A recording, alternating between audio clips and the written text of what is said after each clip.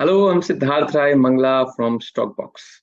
Technical analysis की हमारी इस सीरीज में अब तक हमने कुछ बहुत ही इंटरेस्टिंग कॉन्सेप्ट्स के बारे में समझने की कोशिश की है। पहले हमने हॉरिजॉन्टल लेवल्स के बारे में समझना शुरू किया, कैसे उन्हें बनाया जाता है, उनकी हेल्प से सपोर्ट, रेजिस्टेंसेस, ब्रेकआउट, ब्रेकडाउन को कैसे स्पॉट करते हैं। उसके बाद हमने आरएसआई की बात की, रिलेटिव स्ट्रेंथ इंडेक्स की, और किस तरह से आरएसआई हमें ओवरबॉट और ओवरसोल्ड मार्केट्स की इंडिकेशन देता है, उसके बारे में भी हमने समझने की कोशिश की।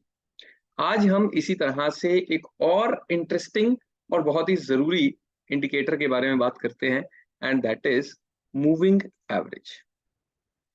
मूविंग एवरेज मैं यहां पर लिख लेता हूं।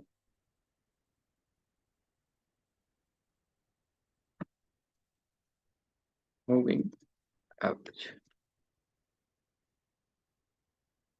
मूविंग एवरेज, जैसा कि ये नेम सजेस्ट करता है, एक मूव करती हुई, लगातार मूव करती हुई एवरेज है। इसे हम मूविंग एवरेज कहते हैं। पहले हम इंडिकेटर से इसे सर्च करके निकालते हैं। यहाँ पर देखिए कुछ अलग अलग तरीके की मूविंग एवरेजेस हमें दिखेगी। For the sake of simplicity आज हम मूविंग एवरेज सिंपल को यूज करते हैं।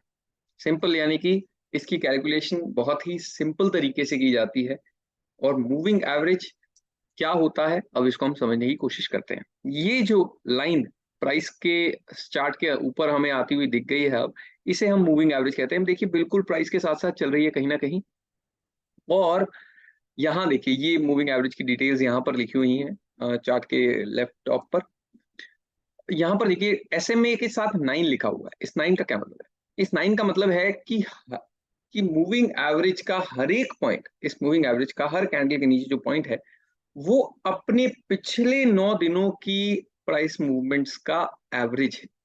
पिछले 9 दिनों की, यहाँ पर 9 है जो, इसको हम चेंज भी कर सकते हैं। इसको अगर हम 14 कर देंगे तो वो पिछले 14 दिनों की एवरेज बन जाएगी।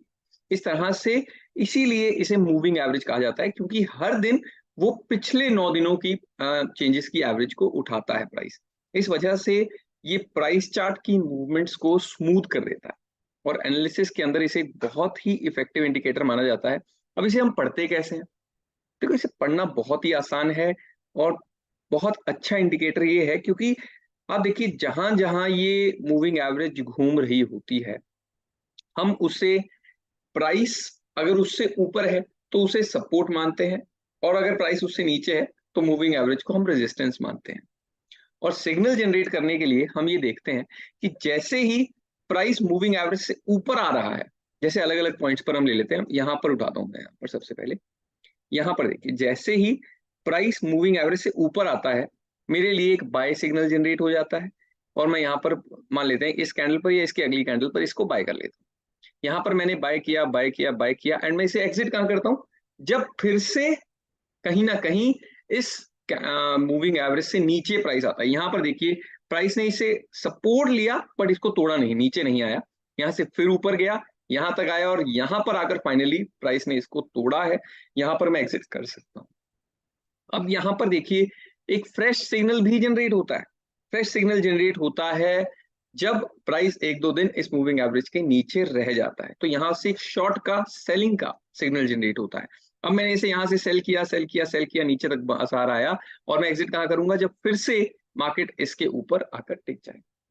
एक बहुत ही सिंपल सा इंडिकेटर है, लेकिन बहुत पॉपुलर है, बहुत इफेक्टिव है। इसे यूज करना आसान है बट असरदार भी है। तो आगे की वीडियो के अंदर हम मूविंग एवरेज की और गहराई के अंदर जाने की कोशिश करेंगे। सिंपल मूविंग एवरेज के साथ एक्सपोनेंशियल मूविंग एवरेज क्या होता है उसे भी समझने की कोशिश करेंगे। अगर आपको ये वीडियो अच्छा लगा तो please like, share and subscribe to the stock box channel. Thank you very much.